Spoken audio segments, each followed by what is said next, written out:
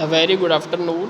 Today I will discuss the numerical problem related to simple truss. यहाँ पे आप numerical देख सकते हैं. क्या है न्यूमेरिकल? पहला, determine the forces in members A B B D and C D of the truss shown in the following figure. Also solve for the forces on the members FH, DF and DG. Where is the FH? I think FH is over here, and DF is this one, and DG is this one. So along these sections we have to calculate the value of forces. Is it fine? So now the method of joint से हम question solve करते हैं तो क्या करते हैं. Method of joint का मतलब ही यही होता है कि हम जॉइंट पे इक्विलिब्रियम कंडीशन लगाते हैं. और उस इक्विलिब्रियम कंडीशन के लगाने का मतलब क्या है. मान लो इक्विलिब्रियम कंडीशन की हम बात कर रहे हैं, तो इक्विलिब्रियम कंडीशन अगर लगा रहे हो तो इक्विलिब्रियम कंडीशन लगा रहे हो, मेथड ऑफ जॉइंट की बात कर रहे हो, तो मेथड ऑफ जॉइंट में हम क्या करते हैं, इक्विलिब्रियम कंडीशन लगाते हैं. कहाँ पे? जॉइंट पे इक्विलिब्रियम कंडीशन लगाते हैं. ठीक. तो इक्विलिब्रियम कंडीशन का मतलब किसी भी जॉइंट पे इक्विलिब्रियम की अगर हम बात कर रहे हैं तो उस पर जो सिग्मा एच मतलब सारे फोर्सेस जो हॉरिजॉन्टल डायरेक्शन में है वो क्या होना चाहिए, जीरो होना चाहिए. और सिग्मा वी जो वर्टिकल डायरेक्शन में जो फोर्सेस है वो क्या होना चाहिए, जीरो होना चाहिए. ठीक है. At any joint.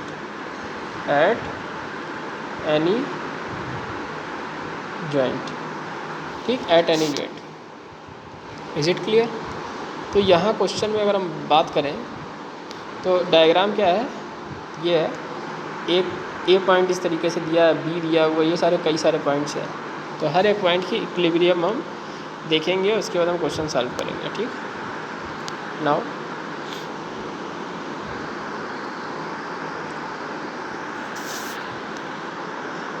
A point पे रोलर सपोर्ट है. रिएक्शन कितना मिलेगा, केवल वर्टिकल डायरेक्शन में रिएक्शन मिलेगा. ठीक. एक ये हो गया. उसके बाद बी पॉइंट पे एच पॉइंट पे हिंज सपोर्ट है, दो रिएक्शन मिलेगा, एक एच ए वी एच और एक हॉरिजॉन्टल डायरेक्शन में रिएक्शन मिलेगा, ये क्या होगा, V X. Is it clear? तो हम क्या करेंगे, जिस पॉइंट पे ज़्यादा अननोन रहेंगे उस पॉइंट के अबाउट मोमेंट ले लेते हैं. ठीक है. तो सबसे पहले हम जॉइंट ए की बात करते हैं. जैसे लेफ़्ट टू राइट हम आगे बढ़ेंगे तो जॉइंट ए की बात करते हैं. तो जॉइंट ए की इक्विलिब्रियम की बात करेंगे. जॉइंट ए में सारे वर्टिकल डायरेक्शन में जो फोर्सेस लग रहे हैं उसको क्या करेंगे, जीरो के इक्वेट करेंगे.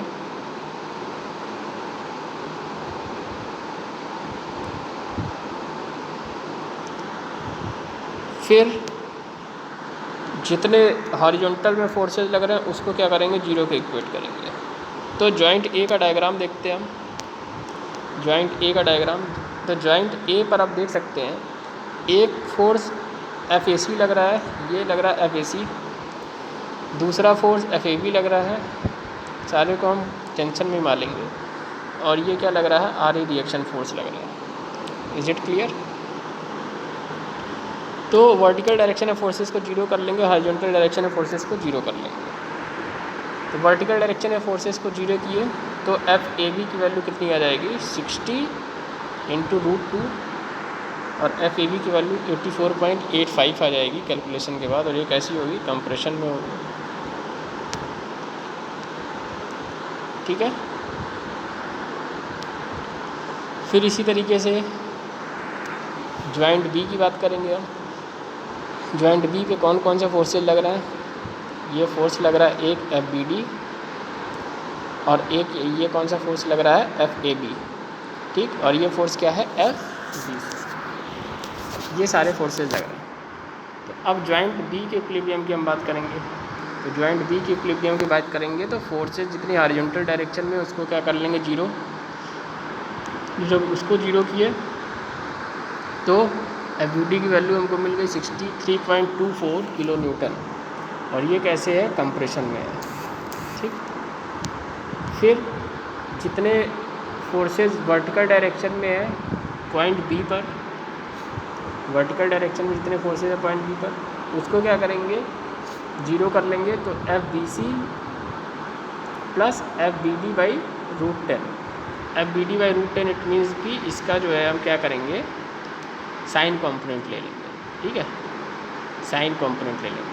तो साइन कॉम्पोनेंट में अगर ले रहा है तो साइन कॉम्पोनेंट क्या हो जाएगा, ये 1 हो जाएगा, ये रूट 2 हो जाएगा, सॉरी रूट 10 हो जाएगा।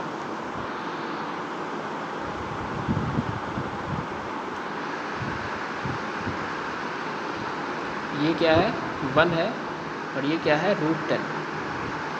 तो थीटा ये है, तो साइन थीटा की वैल्यू क्या आ जाएगी, साइन थीटा ये कितना आ जाएगा 1 बाई रूट 10, 1 बाई रूट 10 हो जाएगा।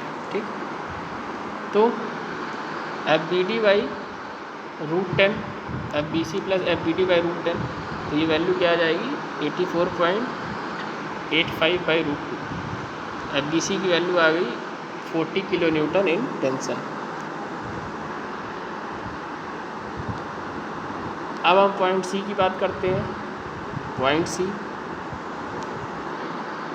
पॉइंट सी पर कौन कौन से फोर्सेज लग रहा है, एक तो एफ ए सी लग रहा है, एक एफ सी ई लग रहा है। 30 किलो न्यूटन का फोर्स ऑलरेडी नीचे की डायरेक्शन में लग रहा है। ये फोर्स एफ सी डी लग रहा है और ये क्या लग रहा है एफ बी सी, जो कि हम निकाल चुके हैं। यहाँ पे हम क्या काम करते हैं कि इस पॉइंट पे इस पॉइंट की इक्विलिब्रियम के लिए वर्टिकल डायरेक्शन में जितने फोर्सेज हैं उसको जीरो कर लें। तो वर्टिकल डायरेक्शन में कौन कौन से फोर्सेज हैं, एफ सी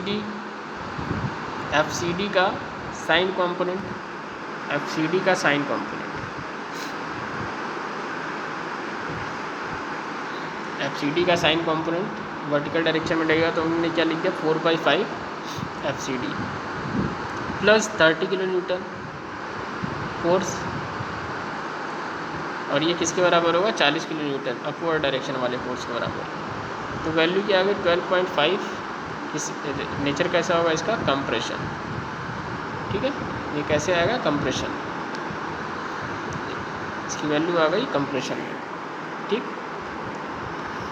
और finally if we are interested to summarise the forces acting on the various points, that is at point A, at point B and at point C। हमने देखा, समराइज करके देखते हैं। तो ए बी फोर्स के along जो force आया वो कितना आया 84.85 किलो न्यूटन, इसका नेचर कैसा है कंप्रेशन। फिर बी डी के अलॉन्ग 63.24 किलो न्यूटन, इसका नेचर कैसा है कंप्रेशन। फिर सी डी के अलॉन्ग जो है 12.5 किलो न्यूटन, इसका नेचर कैसा है कंप्रेशन।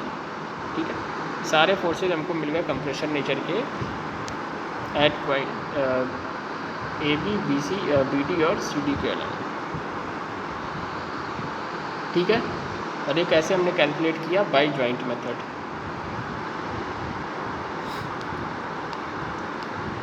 अब हम देखते हैं एफ एच डी एफ और डी जी के अलॉन्ग कैसे फोर्स निकालें। तो हम देखते हैं भाई कि रोलर सपोर्ट पे जो रिएक्शन लग रहा है, एक रिएक्शन है, तो ए पॉइंट के अबाउट जो है मोमेंट ले लेते हैं। मोमेंट लिया तो 12 आर एच = 3 × 30 + 6 × 30, ये वाला और ये वाला, ये दोनों जो मोमेंट देगा वो क्लॉकवाइज मोमेंट देगा। ठीक है, तो ये सारे क्लॉकवाइज मोमेंट वाले हैं और ये क्या है एंटी क्लॉकवाइज। ठीक, और ये +9 × 90, ये भी कैसा देगा क्लॉकवाइज, ये सारे के सारे क्लॉकवाइज मोमेंट देंगे। ठीक, ये क्लॉकवाइज दिया, ये क्लॉकवाइज दिया और ये क्लॉकवाइज दिया, सॉरी एंटी क्लॉकवाइज। ठीक है, तो ये एंटी क्लॉकवाइज मोमेंट हो गया और ये 12 × RH, और ये वाला जो देगा ये इस तरीके से मोमेंट देगा एंटी क्लॉकवाइज। ये सारे क्लॉकवाइज ही थे, ठीक है,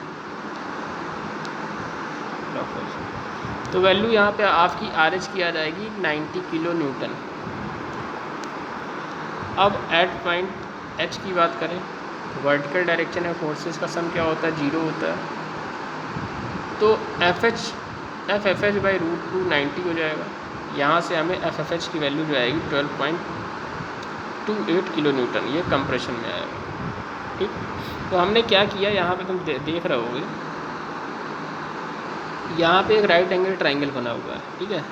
जिस राइट एंगल ट्राइंगल में तुम्हें बहुत क्लियर हो रहा होगा एक चीज़,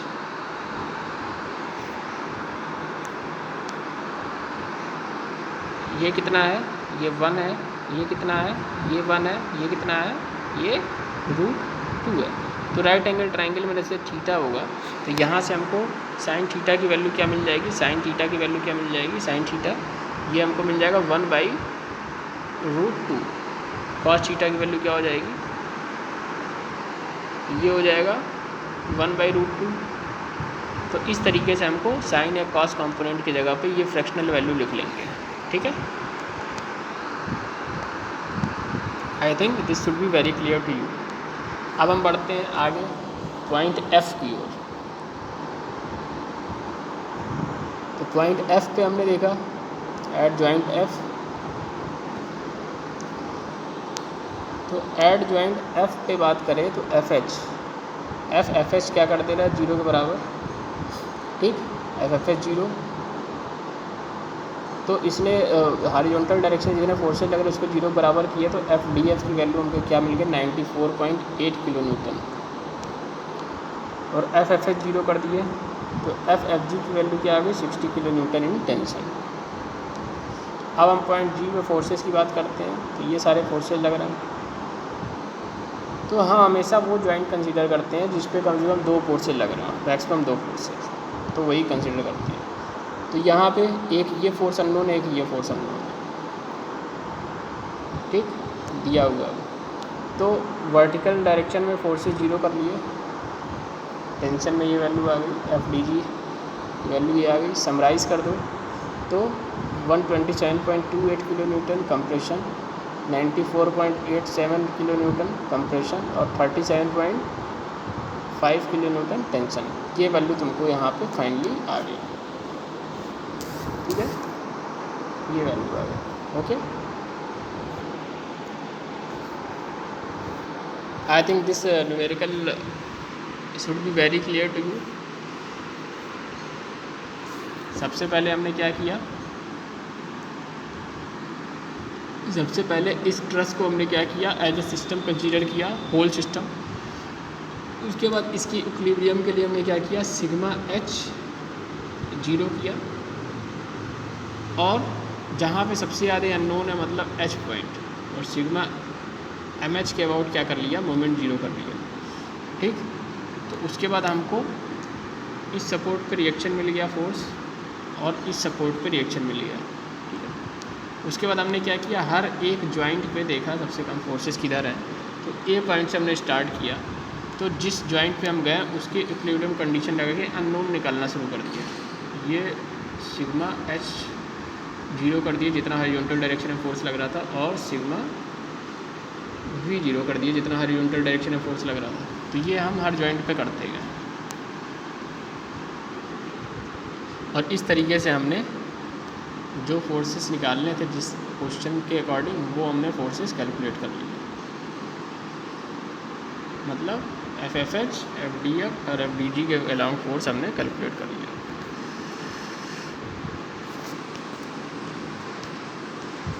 ओके,